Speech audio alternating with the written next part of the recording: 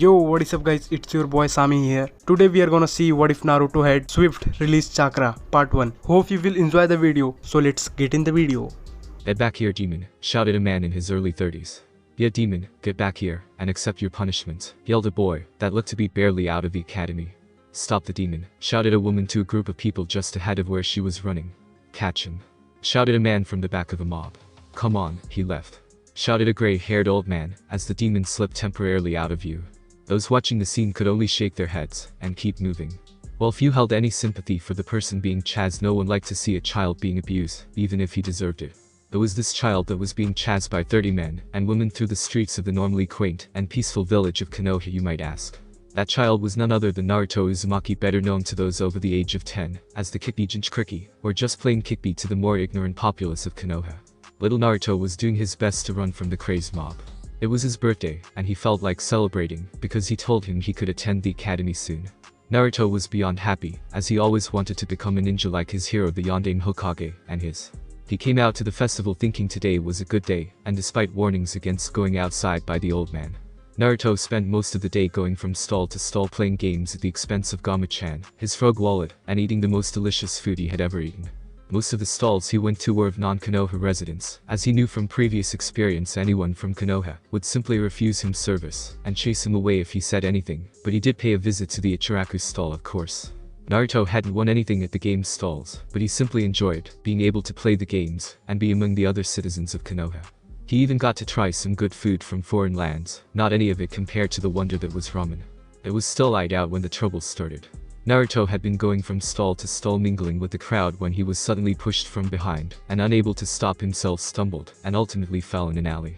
It was as Naruto stood back up and brushed himself off that he got a sudden sense of danger and quickly moved to the side as a knife flew through the area he had recently occupied. Still sensing danger, Naruto turned to where he thought the knife had come from and was confronted by a mob of 20 or more civilians holding various weapons. Naruto quickly turned and ran, being much faster than any of the civilians. It was easy to stay ahead of them. The problem came when a few ninja decided to join in the chase and help capture the boy. They wouldn't join in torturing Naruto, as the punishment to previous shinobi who did was quite severe when found out. They would simply help in his capture and let the civilians do the dirty work, as the council would be able to step in and pardon them, and there was little the old Hokage could do about it, unlike with the shinobi. So here Naruto was once again running for his life. He didn't understand why this happened to him, or why he couldn't play with children his own age, or why it was hard for him to purchase things for a fair price if at all, but Naruto still loved his village and wanted to be a hero one day. Naruto hid underneath a cart of one of the visiting festival goers, listening as the sounds of the mob grew closer and were finally upon his location. His heart beat faster in fear as he tried to think of what to do next, but as quickly as they came they went, and Naruto listened as the sounds of anger and pounding feet grew farther into the distance. It wasn't until he heard nothing that Naruto crawled out from underneath the cart and thanked Kami and any god that was listening to him for being safe. Naruto looked around and realized where he started his long trek home. He made it halfway down the block when he was pushed down and a sandaled foot came crashing down on his back. Naruto lifted his head and tried to look behind him at the man that had his foot on his back. "What are you doing?" Naruto asked. "Why, I'm capturing a fox, of course," the man said after a minute's pause. He then flared his chakra, signaling the other among the mob that had run ahead. He only stuck around because something in the back of his mind told him to. Naruto was struggling to get up from his position and escape. He knew he was no match for the man keeping him down, but he needed to find something, and that's when he saw it. They had just finished signaling his partners when suddenly a sharp pain erupted from his leg. He was trained to ignore pain, but this came so unexpectedly he could do little but jump away and off his prey. It wasn't until he removed the sharp stone that stuck an inch or so into his leg, cutting his thigh muscle in the process, that he looked around for the little brat that did it to him, and found no one. He was quickly surrounded by his friends who left the mob hearing their friend shout from around the corner. The two started searching for the little monster, but returned just as the mob formed around their friend to report not finding the boy. Naruto saw the sharp-looking rock and wondered where it came from, but quickly pushed that thought aside. Taking the rock, he twisted around a little before gathering all his strength and stabbing the man he could now see was a ninja in the leg with the rock.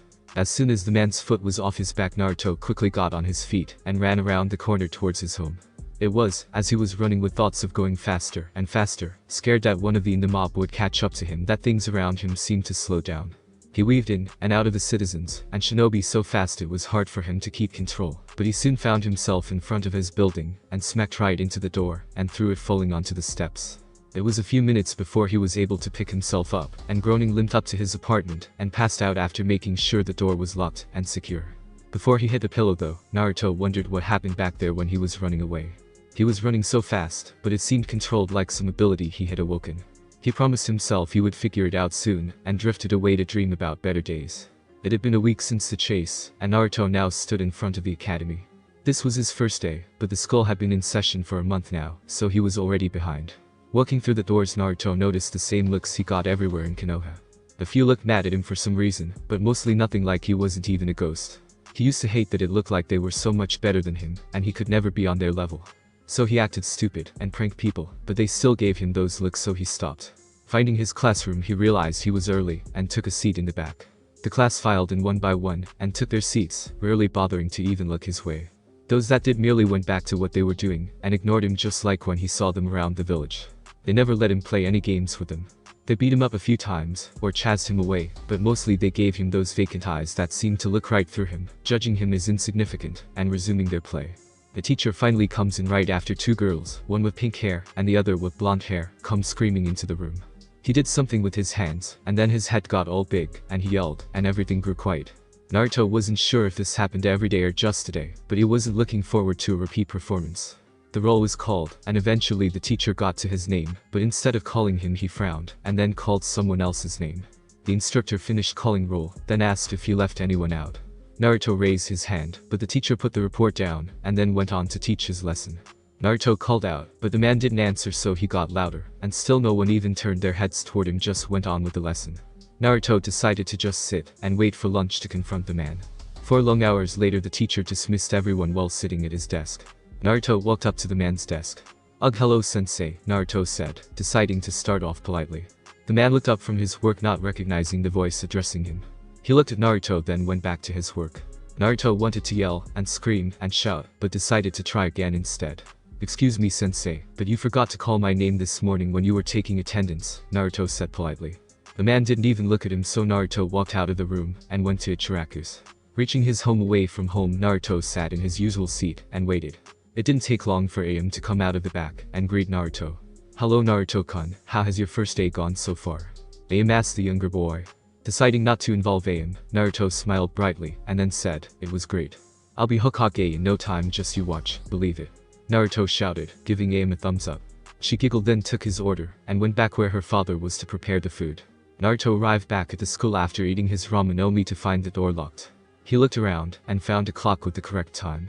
He still had 5 minutes before lunch was over. Naruto didn't understand what was going on and knocked on the door. Getting no answer, Naruto banged harder and harder until he couldn't no more, as his fist hurt. Other teachers came out and yelled for him to be quiet. This wouldn't get him down or stop him either, so Naruto shouted, "I'll be back, believe it," and ran off outside.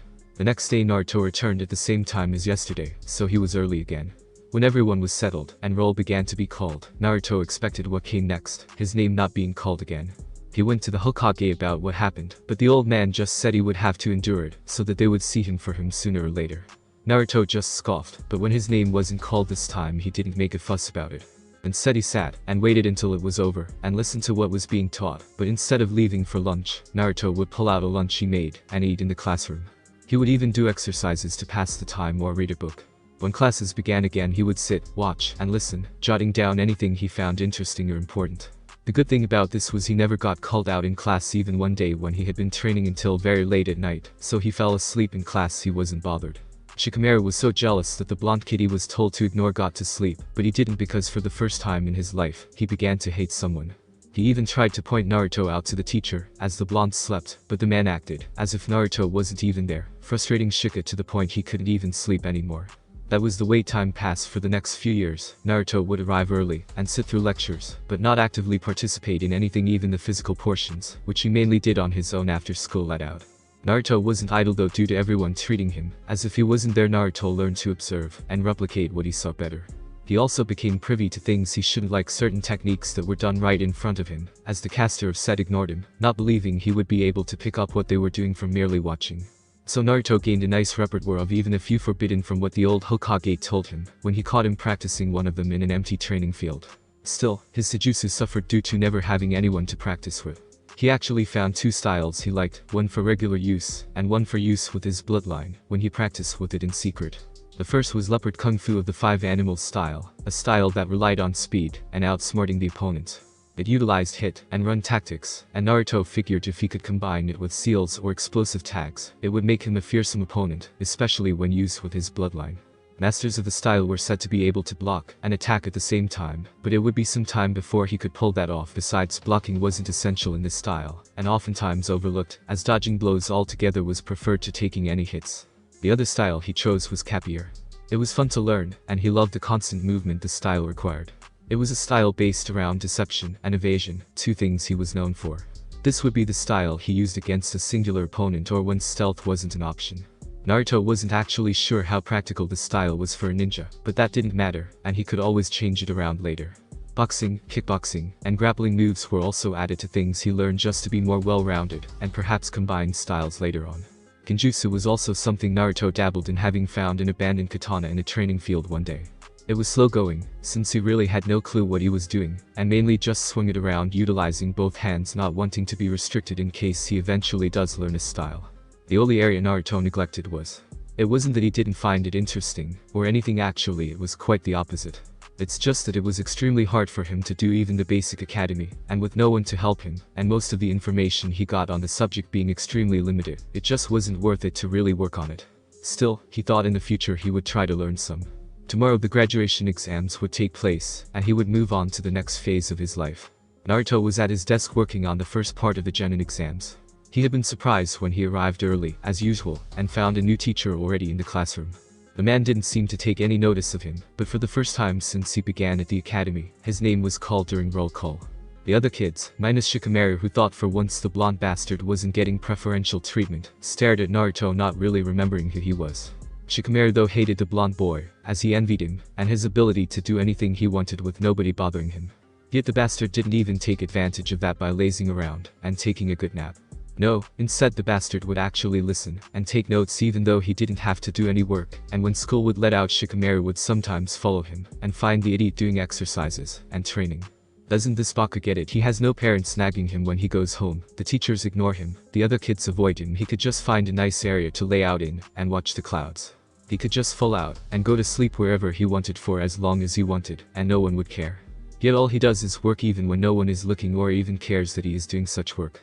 I really hate him, Shikamaru thought, as his pencil snapped from the pressure he exerted on it due to his anger over a certain workaholic blonde. Thinking about all the possibilities of the lazing around he would do if he was the blonde, made Shikamaru's anger transition into exhaustion, as he slowly lowered his head onto his desk, and began to go to his favorite place, Dreamland, where he would dream of nothing but clouds. And laying on those clouds, all of them. Smack! Shikamaru was instantly brought out of his dreams, as he rubbed his aching head. Looking around, he saw the new teacher with a stack of papers he held thrust out in front of him. Now that you're awake, you can hand these out to the class. The teacher with a scar across his nose said, placing the stack down on Shika's desk. What? Why me? Shikamaru asked, rubbing his head gently where he'd been hit. I asked for volunteers, but only you were caught not paying attention. Why can't you be more like that blonde kid over there who looks so attentive and interested in what we are doing, the new teacher says. For Shikamaru that was an insult of the highest order, and drove his hat up another notch for the blonde.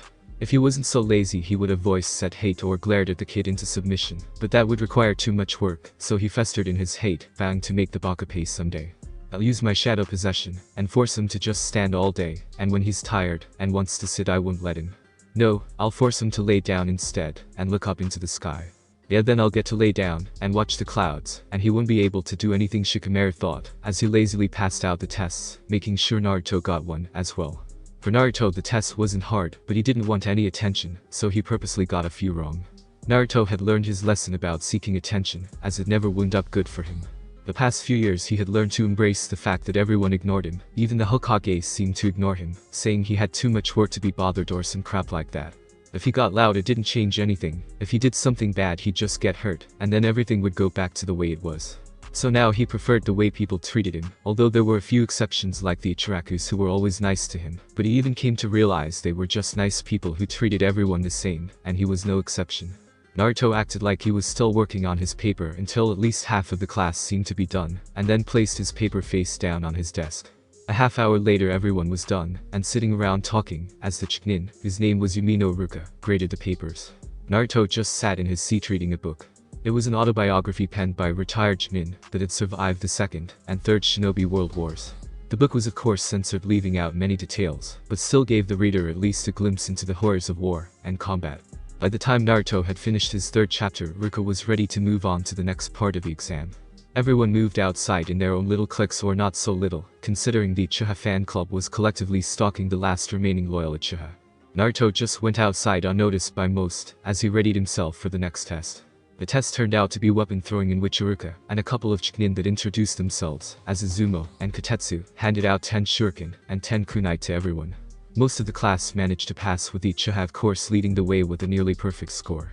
Shino Aburam took second, Kibyu and Izuka fourth, and Hinata Haiko led the girls, finishing third. The rest of the students and the teachers were surprised by the shy, stuttering, meek Haika's performance. Naruto wasn't though, as he knew the true Hinata Haika, and not the weak, stuttering, submissive girl she showed to her clan, and those outside of her clan. Hinata had taken to the deceiving part of the shinobi code like a fish to water from an early age. Her act was instilled in her by her mother before she died.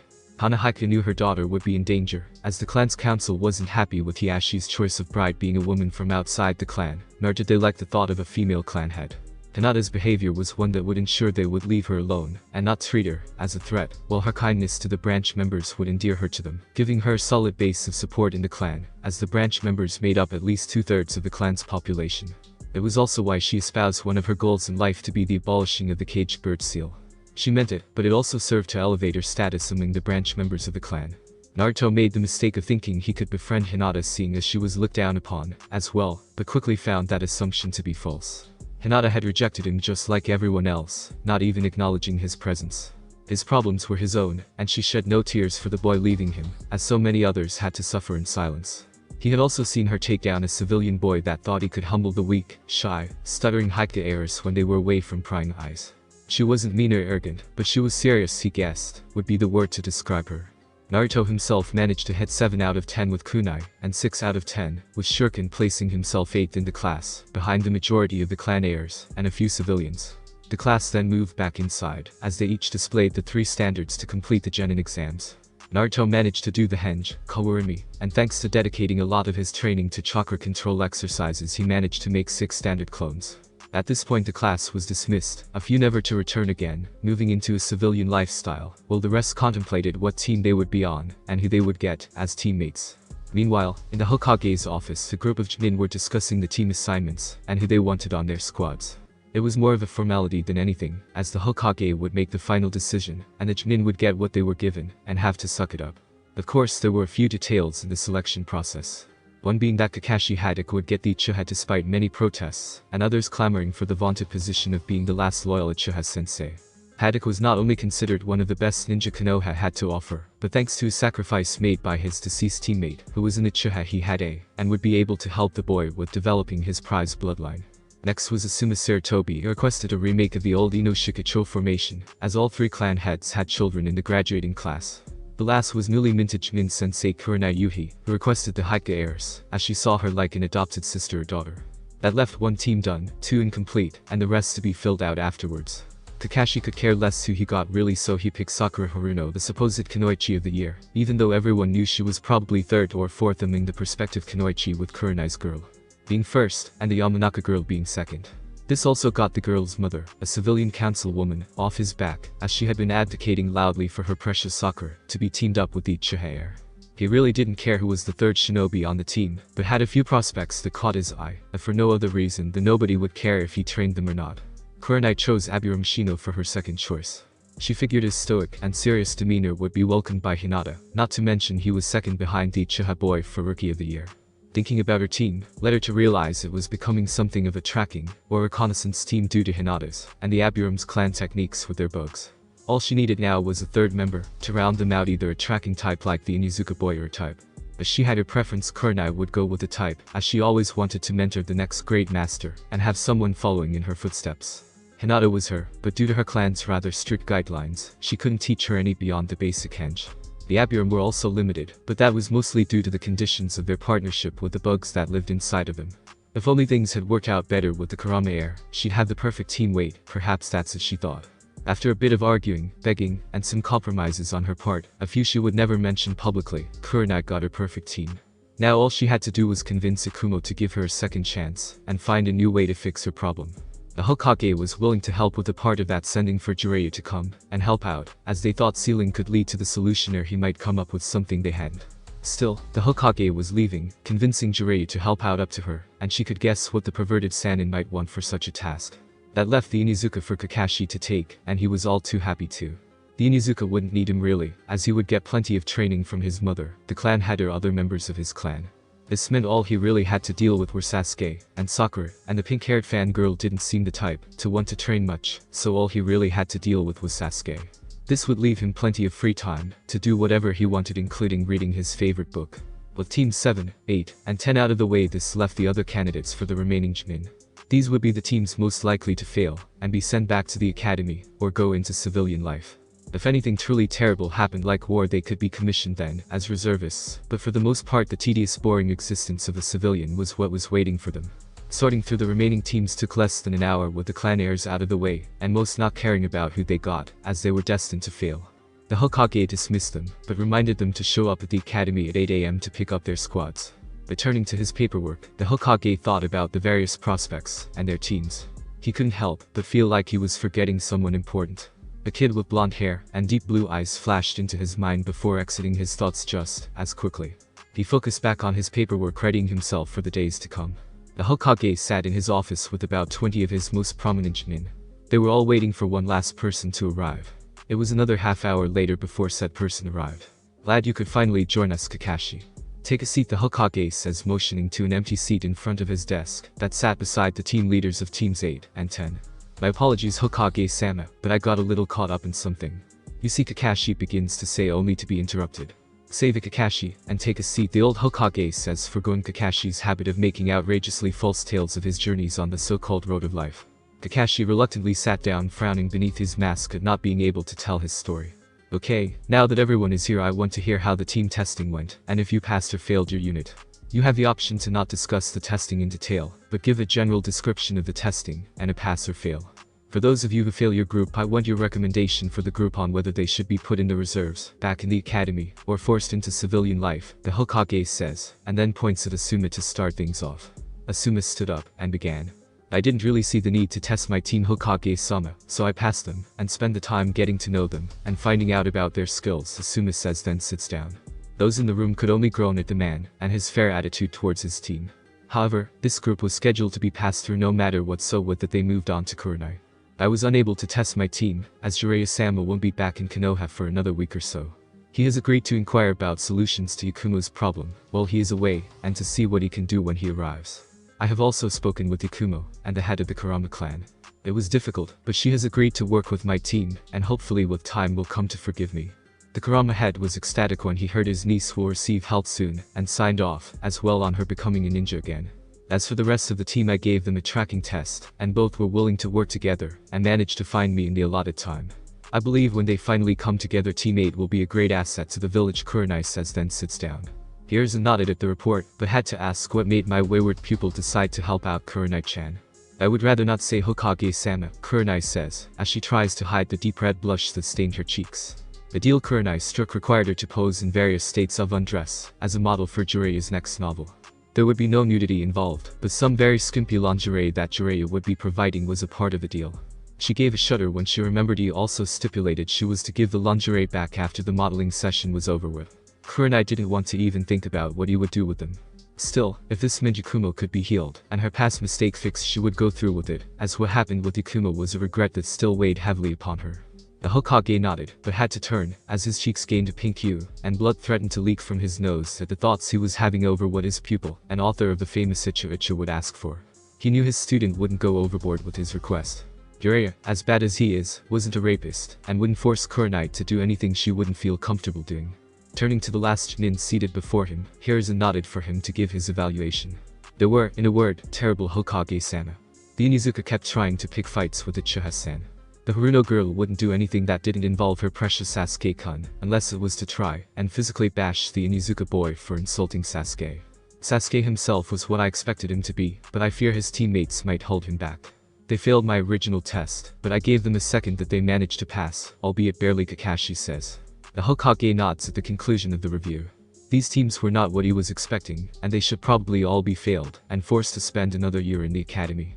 However, these were clan heirs, and he couldn't afford not to pass them through, not to mention there had been a significant drop-off recently, thanks to the civilian council's meddling. Only one team from the previous year was still active, and the upcoming crop wasn't too promising. Turning to the rest of the assembled Chunin, Hiruzen asked, "Okay, what about the rest of you? I only need a pass or fail response." Team 1 failed. I gave the standard team test. "I recommend that they return to the academy," says a brown-haired Chunin with green eyes. Team 2 failed. I also gave the standard team test. "I recommend that they become civilians," says a dark-haired brown-eyed Chunin. Team 3 failed. I gave my team a tracking test. "I recommend that they also become civilians," says a Chunin with dark blue hair and the whites of the Haikda. Team 4 passes by a man with dull black hair tied back in a ponytail and black eyes. At this everyone turned to the man with an incredulous stare. It wasn't unprecedented, but in times of peace it was unusual for more than 3 teams to pass. There was even an agreement to disarm and keep everyone equal. Of course there were ways around this, and some villages just outright ignored it, but generally 3 would officially pass, and the others would be sent back to the academy, become civilians, or those that showed promise would be put in the reserves to form a team later. So it was a bit of a shock that there was another team thought worthy to pass. "Please tell us who you are, the manner of testing, and how they managed to pass Shirakumo-san," the Hokage says. If he didn't like the answer to the last 2 questions he would fail the team, but they would be put into the reserves. "My name is Shirakumo Hayama. My genin team consists of Minakura, Fuki, and Uzumaki Naruto. First I observed them for a bit to see how they got along together, which was fine. None of them really seemed to have any problem with their other teammates. Then I tested their skills, which were good enough for graduating, but none of them really stood out over the other. Then I gave them a seek and destroy mission where they had to find a water clone I had hiding somewhere in the training ground, and defeat it. They managed to accomplish the task just under the time limit," Hayama says. The Hokage nods in response, allowing the other Chunin to give their expected reports of failure, while he ponders on Team 4. "I normally would have put them in the reserves, but Shirakumo-sen actually tested them well, and from what he says they seem to have the requisite skills required. I am ashamed to admit I have forgotten about Naruto, as I haven't heard much from him lately, but I am glad he was able to pass after all, and without my help," the Sandian thought. The rest of the meeting passed with no other surprises, and everyone went home. The old Hokage thought about calling for a meeting with Naruto to see how he was doing, and what he thought of his team, but decided against it. The boy had done well enough it seems without his intervention, so perhaps he could continue on under the radar for a while longer. "Naruto, you are too rigid to relax your shoulders a bit," Hayama instructed. Clang, clack, clang. "Temeru, keep your guard up," Hayama says. Clack, clang, clang, clack. "Boys, that's enough, bring it in," Hayama says, stopping the spar a few minutes later. Both Naruto and Temeru ran up to where their sensei and third teammate Fuki stood underneath a tree in Training Ground 23. It was like most of the training areas in Konoha, a wooded area with a few good-sized clearings and a couple of smaller ones in it. This was the last training ground available to his team, as the others had priority. Still, it was a good area to train in for what Hayama wanted to teach them for now, and by the time they acquired different elements to train with, there would be openings at other training grounds. Naruto looked at his team. They had started training a week ago with the first order of business being chakra control. Naruto had pretty much exhausted what he could gain from the leaf floating exercise, and had gotten to the point where he had at least 5 leaves on his head, arms, back of his hands, palms, torso, back, eyes, legs, and the top of his feet. He wanted to move on to more difficult exercises, but being an academy student meant he was limited to mostly academy student or civilian means of training. Learning the tree climbing exercise gave him a small boost to his chakra control. Naruto already worked out how he could modify the exercise to see even more benefits. He immediately came to the conclusion that combining the leaf floating exercise with tree climbing would pay the most dividends, but all that had to wait until he mastered tree climbing. After a few days none of them had yet to get all the way up the tree. Fuki was the closest being she had the smallest chakra reserves. Naruto, thanks to all his hours working with the academy level exercise, had enough control that he was a third of the way up his tree just behind Fuki. Temeru had yet to make it halfway, but was improving every day. The next thing Hayama wanted them to work on was Hayama himself was a swordsman, and wanted his own team of swordswomen, thus he took his new team to a shop run by an old friend. Izo Harustuchi was a war orphan, both of his parents dying in the Second Shinobi World War.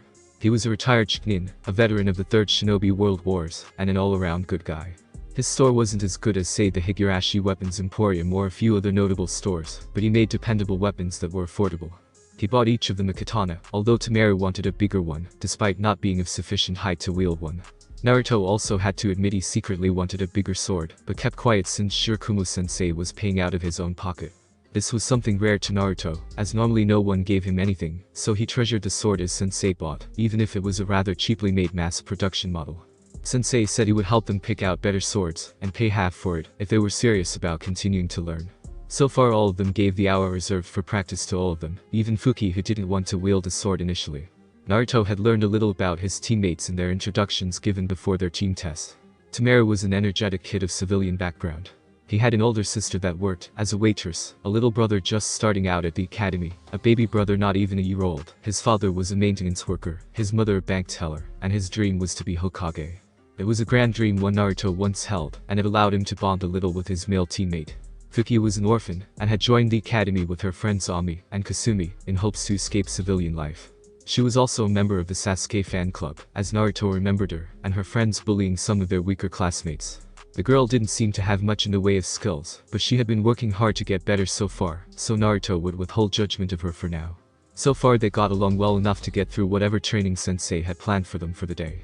I called you all over early, because I think you are ready for your first mission, Hayama says. Naruto and Temeru grinned broadly since they had been eagerly anticipating their first mission. What do you think it will be? Do you think we'll travel to a distant land and rescue a princess from a bad guy looking to take over her kingdom? Temeru starts. No way, Temeru, it would probably be something like fighting off hordes of bandits trying to rob civilians on their way to the capital, Naruto says. No way we're going to be rescuing princesses and fighting bad guys who would destroy the world. We will be heroes, and then the Hokage will have to recognize my brilliance and make me his successor. Temeru shouts. No way, they probably give missions like that to teams of Chunin.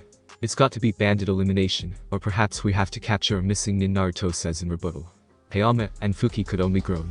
Naruto's suggestions were more realistic even if far-fetched for a newly minted genin squad, but Temeru was prone to flights of fancy. The two would often bicker about what their first mission would be. He almost chuckled as he imagined their faces when they finally received their mission for the day. Okay, that's enough guys, let's just go and get the mission already. If you two keep squabbling over what mission you think we'll get, the real missions will be all gone by the time we get there, Hayama says. He gets the desired result, as both boys quiet down and follow their sensei and teammate out of the training grounds. 30 minutes later, Hayama had filled out the necessary paperwork and gotten their first mission. They headed back outside, as Naruto and Temeru were eagerly awaiting what their first mission would be. They walked to a park a few miles away from the Hokage Tower. Okay guys and gal, your first mission is to pick up the litter and place it in these bags. He says, handing each of them a stick and a green garbage bag. What kind of mission is that? Naruto asked Temeru behind him, shaking his head in agreement. It's the kind they give fresh out of the academy like yourselves, Hayama says.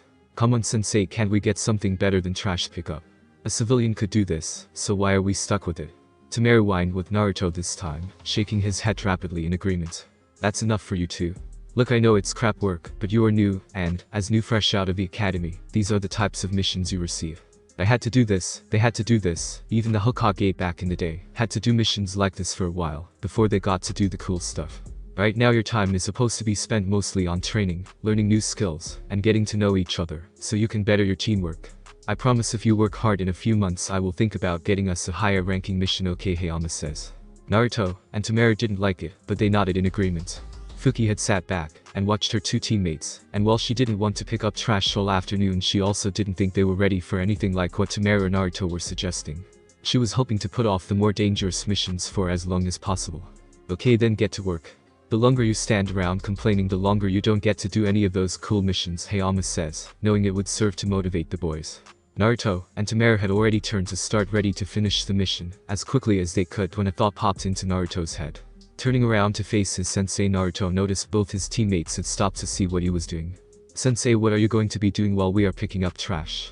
Naruto asked, as he noticed his sensei didn't have a sticker bag in his hand. The other two were also curious now that they noticed the same. Me? Well, I'm going to be sitting right here reading this book while I supervise you three from a safe distance, Hayama says, as he sits down on a bench, book in hand. What? That's not fair. Why do we have to do all the work while you get to sit and read a book? Temeru shouted. Well, my little one, that's life, as a shinobi. Life isn't fair, but cheer up, if you ever get your own team one day you can let them do all the work, while you sit back and do nothing, Hayama says, and then dismisses them, as he begins to read his book. It wasn't that book, but it had a little smut and a decent mystery. He was into mystery and detective-type novels, and if they had a little adult material it was all the better, but he didn't actively search for it. He did have an Icha and a few other smut types hidden away at home, but he'd never bring those out in public. I mean, what kind of man would he be to read that type of material out in public around his students? A sorry one if you asked him, but he wasn't anyone's moral police, so he wouldn't say anything to those that did. Hey Naruto, I bet I finished my section faster than you do. Temeru shouts. Your own pal, loser, buys lunch. Naruto shouts back. Fuki could only shake her head at her teammates. Temeru was far too excitable, and a bit of an idiot at times. The past week they had been together. Temeru was always trying to challenge her, or Naruto to cement his position as the strongest of the group. While she ignored him for the most part, Naruto would accept his challenges. I could be worse, she thought with a mental sigh before getting to work herself. 2 hours later Team 4 was done with their first E-rank mission, and all of them were happy about it. It took so long because in their haste both Naruto and Temeru would overlook and miss some trash they would have seen if they were being more thorough, so they had to go back and do it again and again, and a few more times. In the end it was Fuki that won, and both boys had to pay for her lunch, which she made very expensive for the purpose of teaching them a lesson. After they had lunch at a fancy sushi restaurant they went to collect their pay. They each went their separate ways after receiving their pay. Hayama went to find his girlfriend, Temeru went home to brag about his first completed mission to his family, and Fuki set off to find Ami and Kasumi. The three of them were a bit of an oddity, as despite Ami and Kasumi not becoming full-fledged, they had managed to keep their friendship. Naruto had no reason to hurry home or find any real friends, so he thought he'd walk around a bit, perhaps head back to the training grounds, and do a little more training. He was passing a barbecue restaurant when he saw Team 10. Naruto waved to them, and kept going to the nearest training ground. Who was that? Ino asked. Troublesome, his name is Naruto, don't you remember he was in our class at the academy, Shikamaru says, never taking his eyes off the fading form of Naruto. Ino just shrugged. Don't remember what she says before picking at her salad some more. What's the matter with Shika? Chu, it looks like you don't like the guy Chijai, Akimichi says in between bites. It would be too troublesome to explain, Shikamaru says, dismissing his friend's concern, as he went back to slowly eating his food. Naruto was kneeling in an unused training ground panting hard from his training. That makes 5 minutes the longest I can keep up by. It should be long enough to finish most fights I'll get in for a while, but it's nowhere near good enough. What have I been doing all these years to only be able to sustain it for 5 minutes at a time? I should be able to do this for hours by now, Naruto thought. His training with his bloodline had been hard. The first issue he had was developing moves for his bloodline, since he didn't know of anyone else with his particular bloodline. So far all he had come up with was a recreation of something he saw in a cartoon one morning. The second issue was in sustaining the original speed-based, as despite all his training, it tore at his muscles if he prolonged it for more than 5 minutes, and that really hurt. I either need to find a new way to come at this or find other skills to train in. Perhaps I can ask Sensei about finding out what my elemental alignment might be when we meet tomorrow, Naruto thought. Looking towards the sky, Naruto saw it was getting late, so he decided to go home and get some rest. Bikudo's student, follower, students, and pupils. Thanks for watching my video. Leave a like if you enjoyed my video. See you in the next part of this video. Till then, sayonara.